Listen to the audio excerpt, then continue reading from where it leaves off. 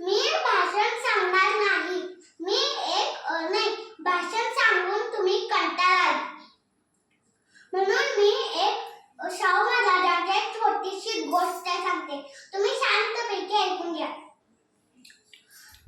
ज्योतिष एके दिवशी महाराजांकडे येतात आणि महाराज म्हणतात, महाराज तुमचा हात दाखवा.